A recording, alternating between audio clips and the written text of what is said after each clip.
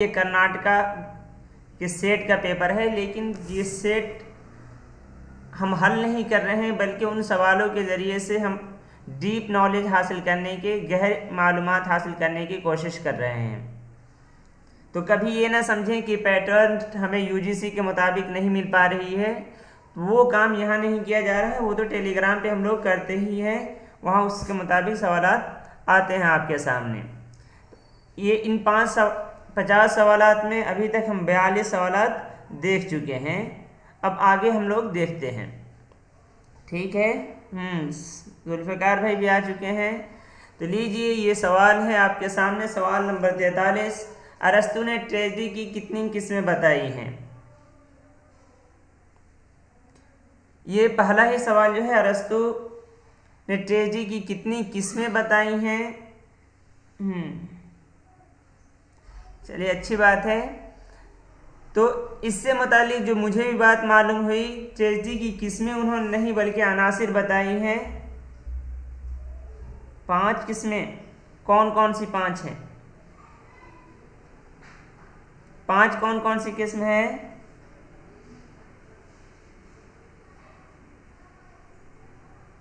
अच्छा, 5 किस्में कौन कौन सी हैं?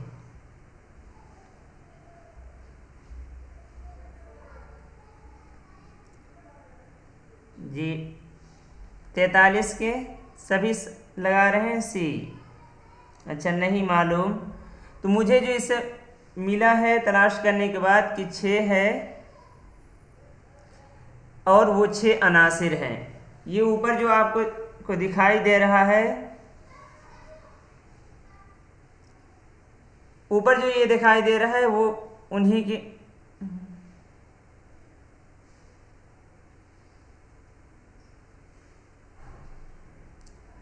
कि ये 6 अनासिर हैं। कौन कौन से? रोयदाद, अतवार, जुबान, तासुरात, आराइश और मौसीकी। इसी को,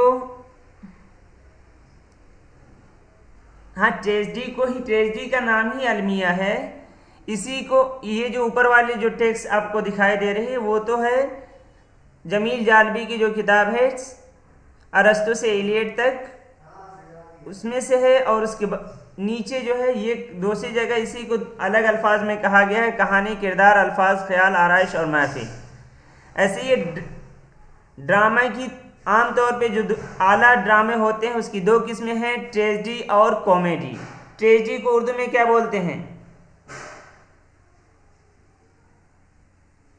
ठीक है, किताबी शक्ल तो दूर की बात है, अभी आप लोग हल करें कि किसी तरह फ़ायदा होने चाहिए। पर तो ट्रेजेडी को उर्दू में क्या बोलते हैं? जल्दी जल्दी लिखें। जो ड्रामा की 2 किस्में, आला ड्रामे की 2 किस्में, तरन्नुम बेगम हुस्निया लिख रही हैं। ट्रेजेडी को, हाँ, एरम अलमिया बोलते हैं। आप हुस्निया की तरफ न जाएं। हाँ, हुस्निया कह सकते हैं, निगम के। अलमिया आमतौर पे लफ्ज़ इस्तेमाल होता है, हुस्निया भी कह सकते हैं, कोई नहीं। और दूसरी कॉमेडी को क्या बोलेंगे? कॉमेडी को क्या बोलेंगे? जल्दी से। हाँ, उसे हुस्निया भी कह सकते हैं, कोई नहीं। कौन? तरन्नुम सही है, सही है तरन्नुम आपका भी। और कॉमेडी को क्या बोलते हैं? तरबिया, बिल्कुल सही। और उसके अलावा भी जो अदना ड्रामे होते हैं उसकी ये किस्म है ट्रेजी कॉमेडी, यानी दोनों का मिक्स, मेलो ड्रामा, फॉर्स, बरासक, ओपेरा। चलिए अगले सवाल की तरफ। सवाल नंबर 44। आई. रिचर्ड्स के ख्याल में एक अच्छे नकाद को कितनी खुसूसियात का हामिल होना ज़रूरी है? तरबिया। ये बताएं, सवाल नंबर 44 जो है, आई. रिचर्ड्स के ख्याल में एक अच्छे नकाद को कितनी खुसूसियात का हामिल होना ज़रूरी है? 44 का सी। तरन्नुम बेगम बता रही है सी, और लोग बताएं बी, यानी 3 और 4 में 3। शाहीन ने बी यानी 3 बताया, डी भी किसी ने बताया 5। चलिए 3, 4, 5 हो गया है, कोई एक भी बता दें। हाँ, ठीक है रजिया, सब ने सब बता दिया। तो दुरुस्त इसका जवाब है, जो भी 3 कहे हैं उनका है दुरुस्त जवाब। आइए अब हम देखते हैं इबारत। रिचर्ड्स एक अच्छे नक़ाद की 3 खुसूसियात बताता है। एक ये कि उसमें किसी मखसूस तजर्बे तक पहुँचने की सलाहियत हो। पहली खुसूसियत क्या है? पहली खुसूसियत यह है कि किसी मखसूस तजर्बे तक पहुँचने की सलाहियत हो। दूसरा, और उस सलाहियत को उसने मश्क से संवार भी लिया हो। ये हो गया पहला। दूसरा ये है कि उसमें मुख्तलिफ तजर्बात के दरमियान फ़र्क करने की सलाहियत हो, यानी अलग अलग तजर्बात कर पाता हो। तीसरी ये कि नक़ाद के पास मुस्तकिल फ़ैसला कुन अक़दार हों, जिनके हवाले से वो किसी नज़्म के तजर्बे को बयान कर सके। पहली 2 खुसूसियात का ताल्लुक़ फ़नकाराना इबलाग से है और तीसरे का ताल्लुक़ शायरी की ज़रूरत और उसके जवाज़ से है।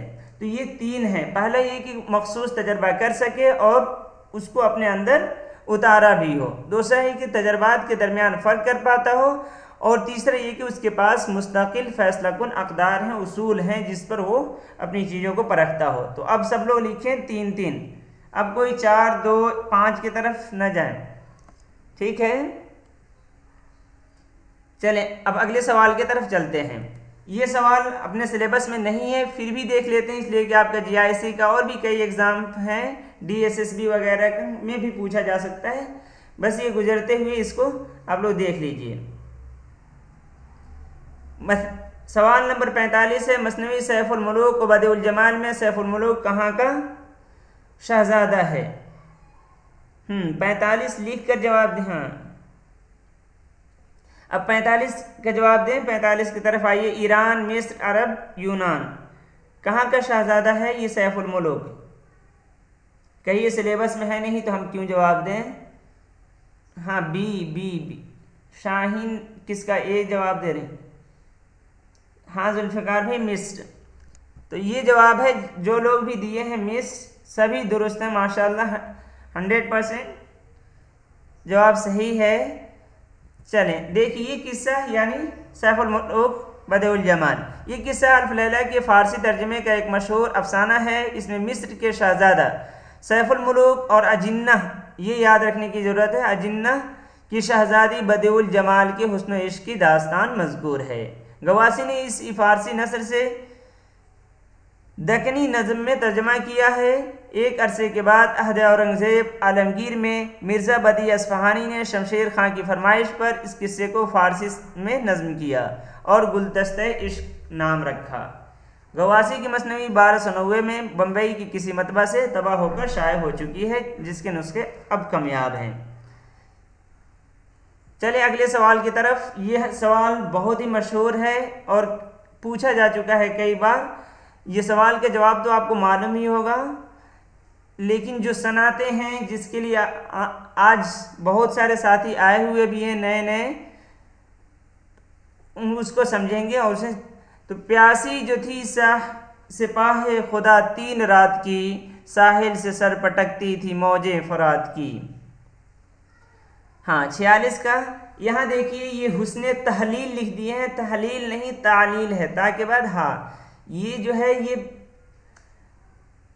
स्क्रीनशॉट यहाँ पे इस्तेमाल किया जाता है, तो जैसे पेपर में है वैसे ही यहाँ पे इस्तेमाल किया जाता है। जैसे इससे पहले एक सवाल में था सफ़रनामे लंदन, हालांकि वो सफ़रनामे लंदन नहीं, मुसाफिराने लंदन है, जो गमंद हो गया है, वो लंदन भी नहीं है, वहाँ पे गमंद वगैरह कुछ हो गया है। हाँ तालील है। तो लफुनश रद्द अज अल सदर, हुस्न तहलील और सनाते क़ल्ब, तो सीध सबका जवाब है।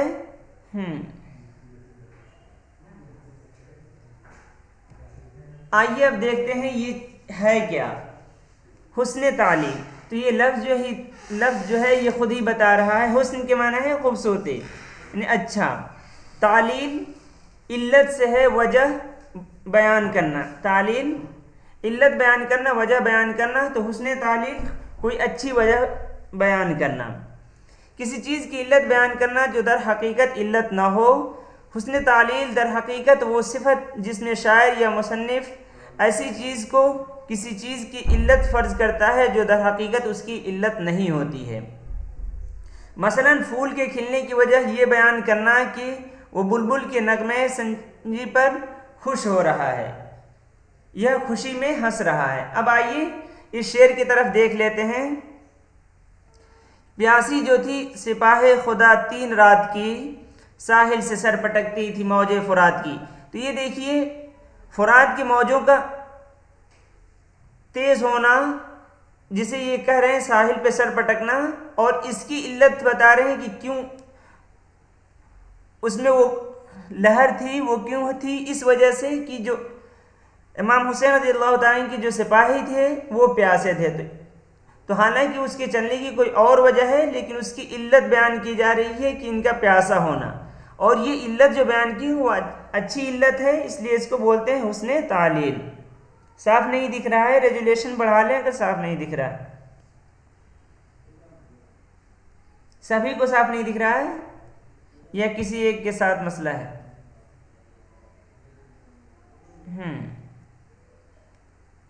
चले, अब उसके बाद जो दूसरा है लफ व नश्र।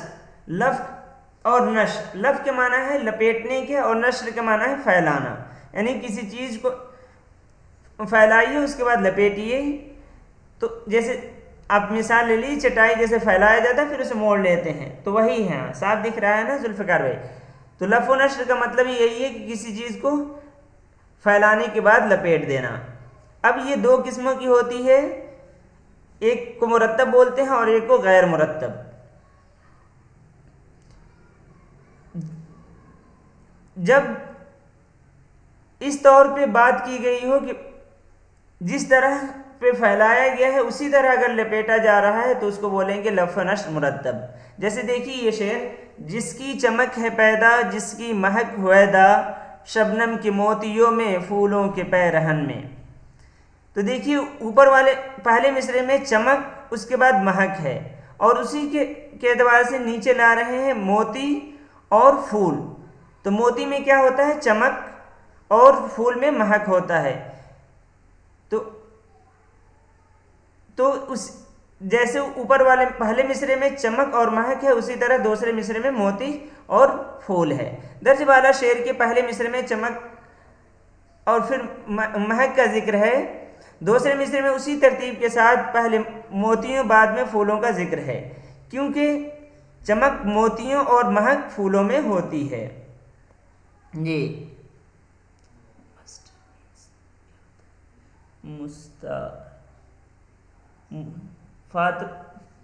शमा फातिमा क्या पूछना चाह रहे हैं और क्लियर कहें? मुस्तरद मुस्तरद कहिए। मुस्तरद के माना होता है रद्द किया जाना।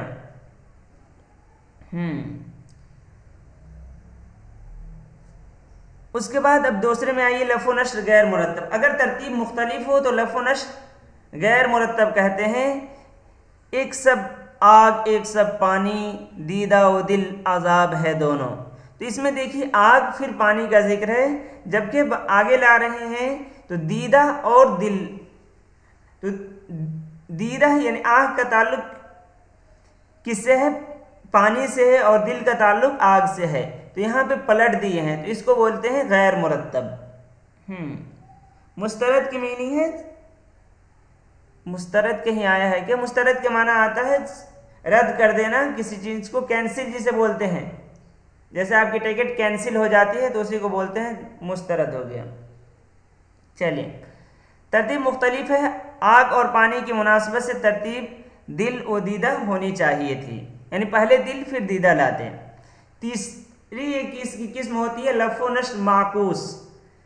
वो कब होती है कि एक तो यह है कि इसमें तरतीब उल्टी हुई है, और तीसरी अगर इधर का उधर, यानी 3-4 चीजें पहले मिसरे में 3 या 4 बयान किया गया हो, फिर दूसरे मिसरे में जब ला रहे हैं तो उसको, यानी जो बीच में है उसको पहले ला देना, जो पहले था उसको बिल्कुल आखिर में और आगे पीछे कर देना, तो इसको बोलते हैं माकूस। लफ व नश्र समझ में आया सभी को? अब आगे देखिए सनअत क़ल्ब। क़ल्ब के माना आता है बदलना, उलट फेर करने को कहते हैं। तो जिसमें ऐसा किसी लफ्ज को उलट फेर किया गया हो तो उसे सनात क़ल्ब कहेंगे। देखिए, दो लफ्ज ऐसे हों कि एक को औंधा कर दें या उलट दें तो अलग माना देने वाला लफ्ज बन जाएगा। जैसे देखिए लफ्ज खाक, इसे दूसरी तरफ से पढ़िए, काख हो जाता है, बमाना मिट्टी। उसे पलट दे तो लफ्ज काक होगा, काक के माना महल। उसी तरह लफ्ज महल जो है, इसको पलटिए, महल को पलटने से लहम हो जाता है। महल के माना मौका या ख़ास इमारत को बोलते हैं, और लहम के माना गोश्त के होते हैं। उसी तरह तार से रात, यानी दूसरी तरफ से पढ़िए तो रात हो जाता है। और कुछ ऐसे अल्फाज भी होते हैं जो दोनों तरफ से पढ़िए तो एक ही होता है, जैसे मशहूर है कि सास जिधर से पढ़िए एक ही है। हाँ, एरम नास सभी को तो साफ दिख रहा है कि आप लोग रेजुलेशन बढ़ा लें। ऊपर से ऊपर 3 बिंदी दी होती है, 3 नुक्ते होते हैं, उस पर क्लिक करने के बाद रेजुलेशन बढ़ा लें, या थोड़ी देर इंतज़ार करें, आवाज़ पे ही किफ़ायत करें। कुछ देर में जब नेटवर्क आपका दुरुस्त होगा तो अच्छा हो जाएगा। फरहीन आज बहुत ताख़ीर से देखिए, अब उस सनद को देखते हैं। इस सनद से ये मतलब है कि हरूफ अल्फाज को तक़दीम व ताख़ीर में फ़र्क कर दिया जाए, यानी पलट दिया जाए, आगे पीछे कर दिया। जैसे इंशा की एक गज़ल के 2 अशार देखें, मुझे मार क्यों न डाले तेरी जुल्फ़ उलट के काफिर, कि सिखा दिया है तूने उसे लफ्ज़ राम उल्टा। तो देखिए, इसमें पहले मिसरे में मार एक लफ्ज़ है और दूसरे में है राम। ठीक, पहले में क्या है मार, उसको उल्टा पढ़िए तो राम। तो इस शेर में क्या किया गया है, एक लफ्ज़ को उलट के इस्तेमाल किया गया है। तो ये कौन सी सनत है? अब जल्दी जल्दी आप लोग लिखिए, पहले शेर में कौन सी सनत है? मुझे मार क्यों न डाले तेरी जुल्फ़ उलट के काफिर, कि सिखा दिया है तूने उसे लफ्ज़ राम उलट कर। कौन सी सनत है? सनत पूरा लिखने की जरूरत नहीं, 3 लफ्ज़ लिखना है, काफ लाम बा। दूसरी भी उसी की मिसाल है। क्या हुआ, कोई जवाब नहीं दे रहे हैं? कल्ब लिखें, हाँ, सनत लिखने की ज़रूरत नहीं थी। उसी तरह दूसरा शेर भी है, फ़कत एक लिफाफा पर है कि ख़त आशना को पहुँचे। इन ख़त के लिफाफे पे लिखा है आशना, तो लिखा है उसने इंशा, ये तेरा ही नाम उल्टा। देखिए, आशना जो लफ्ज़ है उसको दूसरी तरफ से पढ़िए, उल्टा पढ़िए, तो ये क्या हो जाता है? इंशा हो जाता है। इंशा हो जाता है ना। तो इसको बोलेंगे सनाते क़ल्ब है। अब एक सनद बाकी है, कौन सी? रद्द अज़्ज़ अला सद्र। ठीक है, अब इसे समझें। यहां तक सभी को मालूम हो गया? क्या नहीं समझ में आ रहा है? ये कल्ब नहीं समझ में आ रहा है। कल्ब के माना है बदलने के। जब शेर में बदलने का मतलब ये है कि पलट देना, पलटना के माना में याद रखिए। अब मिसाल में आते हैं तो देखिए, मुझे मार क्यों न डाले तेरी जुल्फ उलट के काफिर। इसमें एक लफ्ज़ इस्तेमाल हुआ है मार। फिर दूसरे मिसरे में एक लफ्ज़ है राम, कि सिखा दिया है तूने उसे लफ्ज़ राम। जब मार को दूसरी तरफ से पढ़िए उल्टा तो वो हो जाता है राम। तो इसको बोलेंगे सनत क़ल्ब। बिल्कुल आसान है।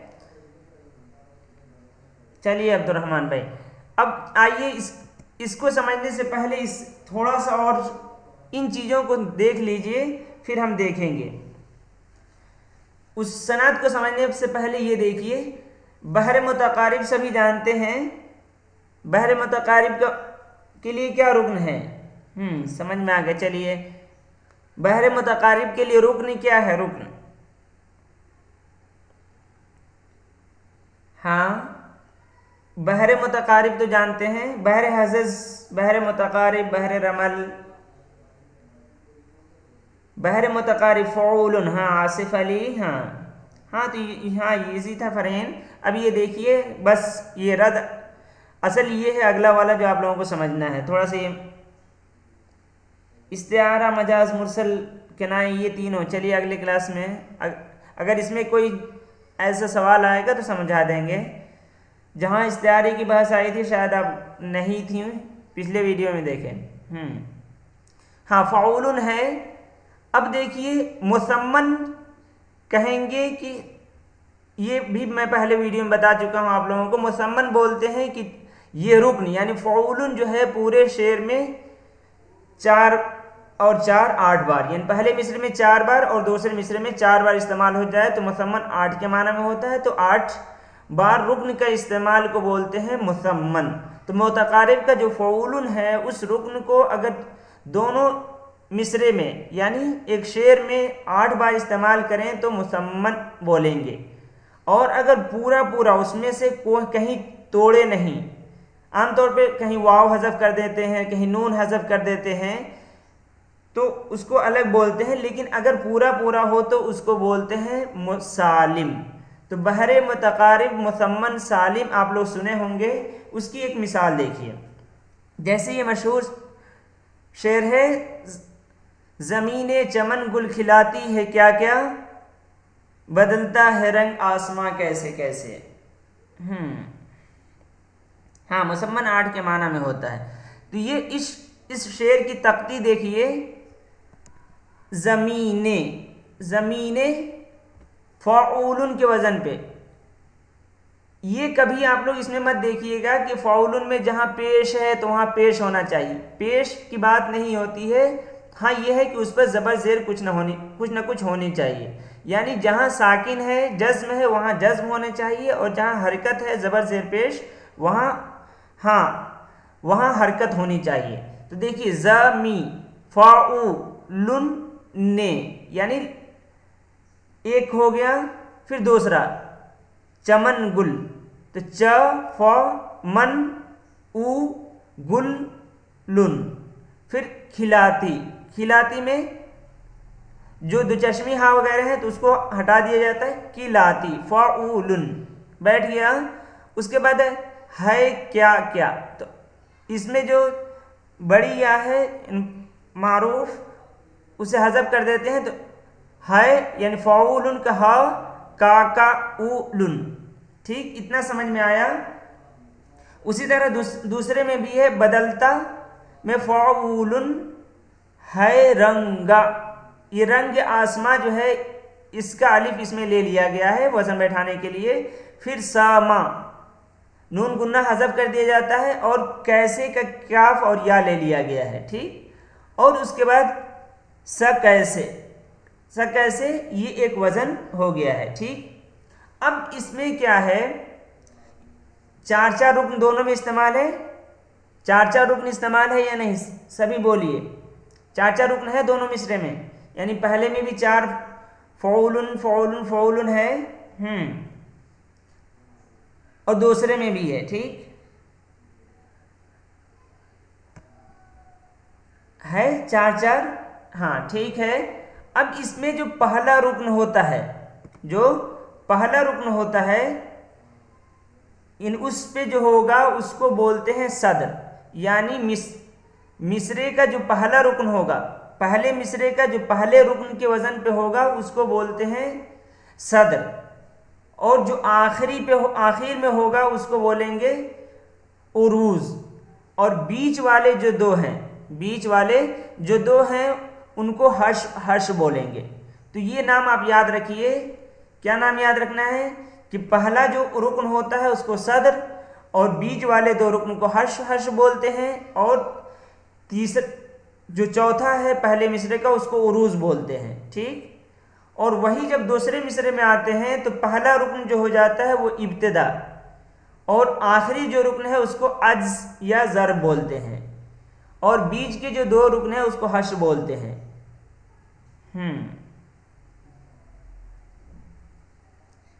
हाँ, बहुत सारे फॉर्मूले लगते हैं, कभी उरूज की बहस होगी तो उस वक्त करेंगे। ये 4 आप नाम याद रखिए, सदर, उरूज, इब्तिदा और ज़र्ब। जब ये आपको समझ में आ जाएगा तो हम वो सनात समझ पाएंगे। असल ये सनात जो है सनात लफ्ज़ी है। जितने आज हम लोग पढ़ रहे हैं हुस्न तालील के अलावा तीनों के तीनों वो सनात लफ्ज़ी है, यानी लफ्ज़ के ही फेर से ही यानी उसमें हुस्न आता है। सदर, उरूज, इब्तिदा और अज्ज, ये 4 नाम समझ में आए। पहला जो होगा उस बिल्कुल आसान है, यानी फ़ाउलुन फ़ाउलुन फ़ाउलुन 4 बार जब आ रहा है तो पहला रुक्न के वजन पे जो होगा उसको सदर बोलेंगे, और जो बीच में जो दो बार आएंगे, 2 बार आए हैं उसको हश। हश के माना होता है जायद के। सदर के माना होता है सदर दरवाज़ा। सदर दरवाज़ा जानते हैं ना, यानी मेन दरवाज़ा। सदर दरवाज़ा सब जानते हैं या नहीं? सदर दरवाजे किसको बोलते हैं? मेन दरवाजे को बोलते हैं ना। तो मिसरे के शुरू में जो आ रहा है उसको सदर बोलते हैं। सदर ऐसे सीने के माना में भी आता है। ठीक, तो सीना क्या है? बिल्कुल सामने है ना, तो जो पहले वजन पे होता है बिल्कुल, तो ये सदर से याद रखिए। उरूज अर्ज पीछे के माना में है। ठीक, उसी तरह दूसरे मिसरे में भी पहला जो है उसको इब्तिदा बोलते हैं। इससे आसान क्या हो सकता है? बिल्कुल, दूसरे मिसरे में जो है इब्तिदा पहले रुकन के वजन पे जो आएगा उसको इब्तिदा बोलेंगे, और जो आखिर में आएगा उसको अज्ज बोलते हैं और ज़र बोलते हैं। ठीक, ये 4 लफ्ज आपको समझ में आ जाने चाहिए। सदर, उरूज, इब्तिदा और अज्ज और ज़र। समझ में आया ये 4 लफ्ज? आया या नहीं? जल्दी बोलें आप लोग। सद, उरूज, ज़्वाद से लिखिए हैदर। हाँ, सदर, हर्ष, उरूज, इब्तिदा, हर्ष और अज्ज। ये जो हर्ष है यहाँ ये भी याद रखें, ये हर्ष जो है ये कभी कभी एक ही रहेगा, यानी जब मुसद्दस होगा। ये जो वज़न है अगर यही बहरे मुतकारिब मुसद्दस सालिम होता, यहाँ तक जो बात समझ में आ गई उतना अलग करें। अब फिर अगर ये बहरे मुतकारिब मुसद्दस सालिम होता, मुसद्दस सालिम होता तो फिर क्या होता? मुसद्दस सालिम होता तो ये होता कि ये रुक्न 6 बार लाना था शेर में। कितने बार लाना था? 6 बार लाना था शेर में। तो ये जो हर्ष होता है,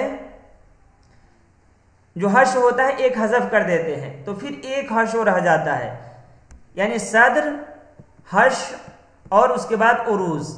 फिर दूसरे मिसरे में भी इब्तिदा, एक हर्ष और उसके बाद अज्ज, तो उसको बोल देते हैं। यानी एक रुक्न को हज़फ कर देंगे तो कितने हो जाएंगे? दोनों मिसरे में एक एक कर देंगे तो 8 में से 2 घटा 6 बच जाएगा। तो और 6 को क्या बोलते हैं? मुसद्दस बोलते हैं। तो कहेंगे कि इस मिसरे में जो बहर है वो बहर मुतकारिब मुसद्दस सालिम है। ठीक, और कभी कभी क्या होता है, ये पूरे के पूरे हर्ष अगर ख़त्म हो जाएंगे तब कितने अरकान बचेंगे? अगर ये चारों के चारों हर्ष ख़त्म हो जाएंगे तो कितने बचेंगे? रुक्न कितना बचेगा? पहले मिसरे में 2, दूसरे मिसरे में 2 बचेगा ना। यानी सिर्फ पहले मिसरे में सदर, उरूज रह जाएगा और दूसरे मिसरे में इब्तिदा और अज्ज रह जाएगा। ये बहुत कम होता है। अगर ऐसा रहता है यानी 4 रुक्न इस्तेमाल होंगे तो उसे मुरब्बा सालिम बोलेंगे। क्या बोलेंगे? फिर मुरब्बा सालिम बोलेंगे। अब हम चलते हैं अपने सनाद की तरफ। ठीक, रद्दुल अज्ज़ी अला सदर को तस्दीर भी कहते हैं। जो लफ्ज़ अज्ज़ में आवे वही सदर में भी हो तो उसी सनाद को अज्ज़ अला सदर कहते हैं। यानी जैसे इस मिसरे में देखिए, ये ज़मीन जो है क्या है? ज़मीन। अगर यही कहाँ ला दें, ये जो दूसरे मिसरे में कैसे कैसे के जगह पे ले आए। 4 रुकनी को मुरब्बा सालिम। बिल्कुल, ये समझिए कि ये लफ्ज़ ज़मीन जो है, ये लफ्ज़ ज़मीन दूसरे मिसरे में अगर ये कैसे कैसे की जगह पे ले आते तो ये समझा जाएगा कि अज्ज़ जो है इसको सदर में लाया गया है। अज्ज़ को सदर में लाया गया है। तो इस यानी अगर पहले मिसरे के शुरू में कोई लफ्ज़ है और वही दूसरे मिसरे के आखिर में आ रहा है तो उसको समझा जाएगा कि इसमें कौन सी सनात है? सनात रज़्ज़ अला सदर है। ठीक, आइए मिसाल से जब हम समझेंगे तो अब आपको समझ में आएगा। चारा गरी बीमार ये दिल की रस्म शहर हुस्न नहीं, वरना दिलबर नादां भी इस दर्द का चारा जाने हैं। इस शेर में देखिए पहले इसमें बताइए कौन सा लफ्ज़ है, किस लफ्ज़ के ज़रिए से आ रहा है, ये सनात आप बता रहे हैं, जल्दी बताएं। अगर आप लोग समझे हैं तो ये बताइए कि किस लफ्ज़ से। आगे पढ़े बगैर, ईमानदारी से बगैर पढ़े बताएं इस शेर को देखकर कि कौन सा ऐसा लफ्ज़ है। हाँ बिल्कुल इरम चारा है, यानी लफ्ज़ चारा जो है सदर में आया है और वही आखिर में ला रहे हैं ना चारा, तो ये अज्ज के, तो अज्ज को सदर में लाने को बोलते हैं रद्दुल अज्ज अला सदर, यानी अज्ज को सदर पर लौटाना, अज्ज को सदर पे लौटाना। सदर और अज्ज में लफ्ज़ चारा की तकरार है। इसी तरह की तकरार से सौत हुस्न और लुत्फ पैदा होता है। इस नौ की और सनतें भी हैं, यानी इस तरह की और भी सनतें हैं। जैसे देखिए रद्दुल अज्ज अलल हश्र, यानी ये जो है लास्ट में जो है आखिर में ये चारा, ये अगर बीच में रहता, बीच में अगर रहता यानी हश्र की जगह में अगर रहता, हश्र के जगह में अगर रहता तो ये समझा जाता कि ये अज्ज जो लाया गया है वो हश्र को ले आया गया है, यानी हश्र पर लाया गया अज्ज को। या अगर ये दूसरे पहले मिसरे के आखिर में कोई लफ्ज़ होता उसी को दूसरे में लाते, तब फिर क्या हो जाता, ये रद्दुल अज्ज अलल उरूज हो जाता। और अगर पहले ही मिसरे में कोई लफ्ज़ है उसी को ये पहले मिसरा कह रहा हूँ, दूसरे मिसरे के शुरू में जैसे वरना जो लफ्ज़ है इसी को अगर आखिर वाले में ले आते तो इसको बोलेंगे रद्दुल अज्ज अलल इब्तिदा। ये समझ में आ गया सनात या नहीं? समझ में आया। अब वो जो अभी से पहले मुसम्मन, मुसद्दस, मुरब्बा को कुछ जहन क्या नहीं समझ में आया, ये अगली सनातें नहीं समझ में आई। सदर तो समझ में आया, चारा जो है चारा अगर ये हो गया सदर, उसके बाद बीच में हश्र है और आखिर में उरूज है। उसी तरह वरना जो है ये इब्तिदा है और बीच में हश्र और आखिर में अज्ज कहिए या ज़र्ब कहिए। तो इसमें जो चारा लफ्ज़ है ये किसकी जगह पे है? चारा जो नीचे वाला लास्ट मिसरे में, ये अज्ज, तो यही चारा कहाँ पहले सदर में भी लाया गया है, तो इसको बोलेंगे कि लौटाया गया है। 6 वाला 4 वाला समझ में आ गया।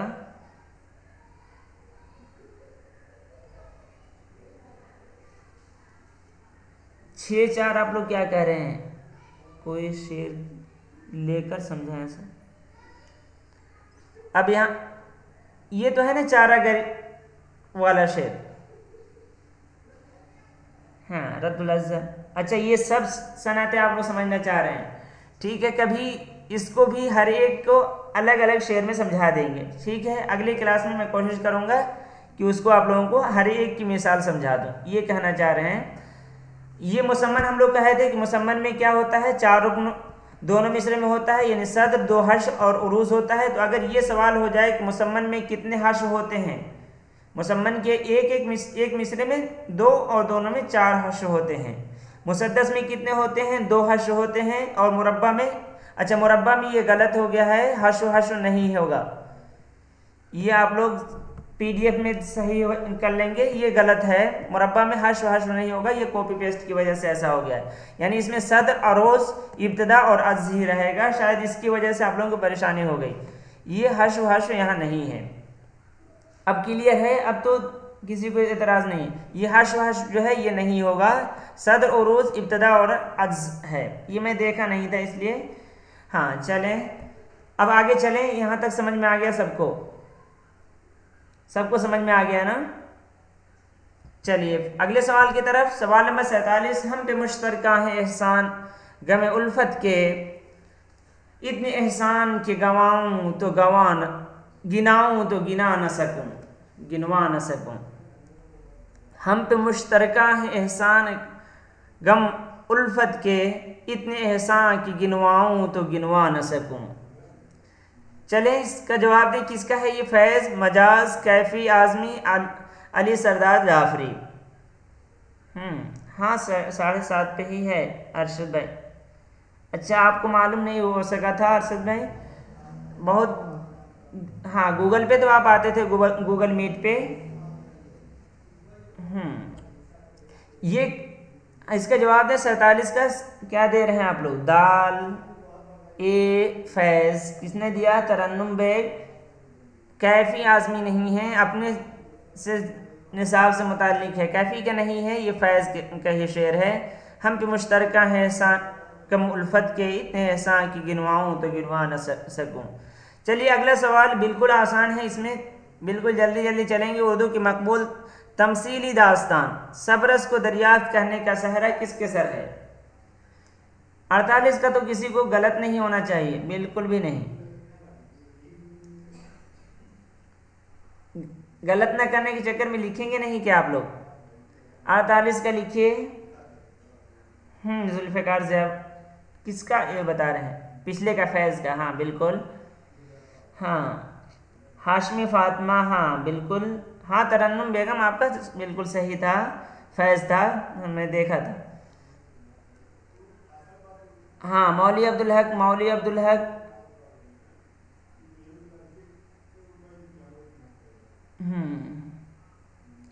हाँ शेख बी बिल। चलिए बिल्कुल आसान है ये, मुख्तसरन जल्दी से मैं पढ़ देता हूँ। मौली अब्दुल हक किसी किताब को मुरतब करने से पहले उमूमन उसका तारुफ रिसाला उर्दू में कराते थे। मुल्ला वजही के सबरस पर भी उन्होंने अक्टूबर 1924 में एक मजमून बउनवान उर्दू नस्र की एक कदीम किताब सबरस लिखा, जिसमें किताब की खदामत का जिक्र उन्होंने इन अल्फाज में किया है। ये देखिए 1924 और 1932 में आप लोगों को कन्फ्यूज़न था, किसी ने सवाल भी कर रखा था कुछ। उन्होंने तारुफ कराया था 1924 में, लेकिन किताबी शक्ल में जब शाये हुई वो 1932 में, तो इसमें बिल्कुल भी कन्फ्यूज़न। हाँ शाहीन आपका भी दुरुस्त था, तो 24 और 32 में बिल्कुल कन्फ्यूज़न।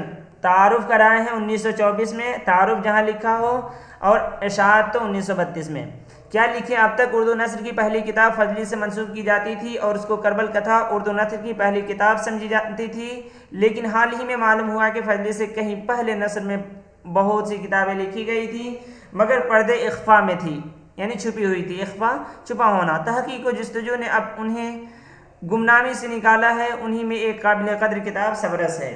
वजह के बयान से ये जाहिर होता है कि ये किताब 1045 में इख्तिताम पजीर हुई।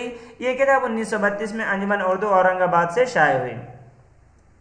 अब ये आखिर में जो एक ये है, ये तमसील आमतौर पे कुछ लोगों को नहीं समझ में आता है कि तमसीली दास्तान क्या चीज़ होती है, तमसील होता क्या है। तो एक आसान जुमले में ये समझिए, जो गैर महसूस होने वाली चीज़ है उसके लिए कोई महसूस शक्ल दे देना और उससे वही काम कराना जो वो गैर महसूस चीज़ कर रही है, इसको इंग्लिश में बोलते हैं पर्सनलाइज करना। तमसील का वो माना नहीं एक जैसा, तमसील को बोलते हैं यानी उसको एक शक्ल देना, एक शक्ल दे देना। ठीक है, अब ये लफ्ज पहले मैं आपको पढ़ के सुना देता हूँ ये पैराग्राफ, उसके बाद देखता हूँ। हाँ मुजस्सम शक्ल में, बिल्कुल अब्दुर्रहमान भाई, मुजस्सम यानी जिस्म दे देना, बिल्कुल बहुत अच्छा। अजीज अहमद ने लिखा है कि बयानिया अदब की एक किस्म वो होती है जिसमें हिकायत या बयान बवक्त वाहिद दो सतहों पर हरकत करता है। बयान की एक हकीकी माना होते हैं और एक मजाजी। हकीकी माना के मुख्तलिफ पहलुओं को मजाजी अजसाम दे दिए जाते हैं और उन अजसाम के ताल्लुक हरकत या तसादुम से हकीकी माना पैदा होते हैं। इस किस्म के बयानिया अदब को मिसालिया या तमसीली कहते हैं। जैसे सबरस में देखिए अक्ल, हुस्न, नज़र, दिल, तो सबसे ये सब क्या है, ये एक अलग चीज़ है, लेकिन उसके लिए एक पूरा जिस्म बना दिया गया और उस हर एक का काम भी वही। रकीब की बेटी ये या गमज़ा है, तो हर एक का काम भी वही रहता है। तो बिल्कुल मुजस्सम शक्ल देने को तश्कील कह सकते हैं, मुजस्सम शक्ल देने को बोलते हैं तमसील। अब मिसाल और जैसे के माना में तमसील मत लीजिएगा। चलें अगले, ये सवाल नंबर 49 सेकेंड लास्ट है। वजीरजादी किस दास्तान का मार्कतुल आरा किरदार है? हाँ, इमेजिनरी, बिल्कुल जुल्फ़िकार भाई, तसव्वुराती है इमेजिनरी। लेकिन अगर इमेजिनरी को अगर दूसरे माना में, एक अगर तसव्वुराती कह रहे हैं तो उस माने में इमेजिनरी वाला नहीं। अगर इमेजिनरी का मतलब यह है कि जिस्म दे देने वाले के माने में भी आता है, ये उसके ये भी माने आते हैं। ऐसे पर्सनलाइजेशन और एक और लफ्ज़ आता है इंग्लिश में इसके लिए। हाँ, ये बागो बहार के है, ये किसी के गलत नहीं होने चाहिए, सभी का दुरुस्त जवाब है। हाँ, तबस्सुम रियाज सबसे आखिर में आई, बिल्कुल गायब थी।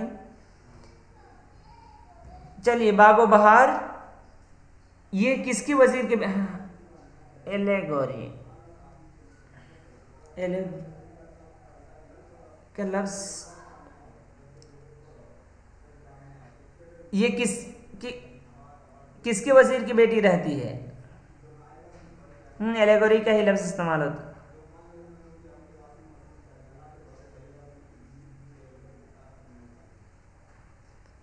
किसके वजीर की बेटी रहती है? हाँ,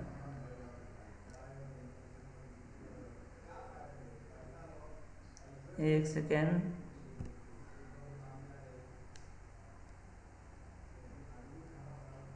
हाँ, एलेगोरी। चले,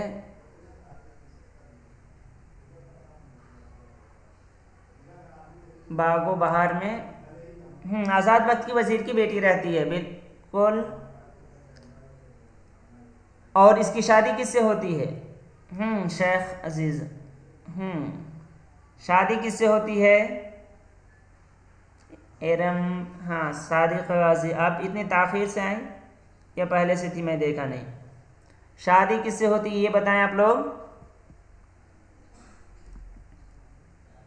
चले, तब तक आप लोग देते हैं, तब तक मैं बताता हूँ। जब वज़ीर को हक गोई के, यानी जो वो क्या करते था, बादशाह लाल दिखाता रहता था, तो ये मना किया कि ऐसी ऐसी चीज़ें हैं, तो उसको पंडित खाने में बंद कर दिया गया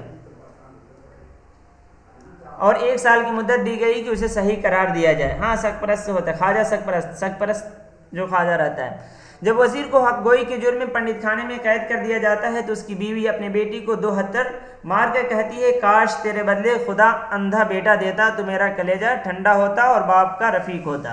वज़ीरज़ादी माजरा मालूम करके दादा के साथ मर्दाना लिबास पहनकर निशापुर के लिए रवाना होती है और ख्वाजा सरपरस्त को साथ लेकर आती है, वहाँ जाती है, उसके साथ रहती है। पूरा आप लोग पढ़ चुके हैं किस्सा। और साथ में उस कुत्ते को भी लाती है जिसके गले में 12 लाल होता है। और आखिर में जब किस्सा ख़त्म होता है तो वहाँ पे इसकी शादी उसी ख्वाजा सरपरस्त से होती है। चलें, सवाल नंबर 50, आखिरी सवाल, ये भी आसान ही है। ड्रामा इंद्र सभा पहली बार कब स्टेज किया गया?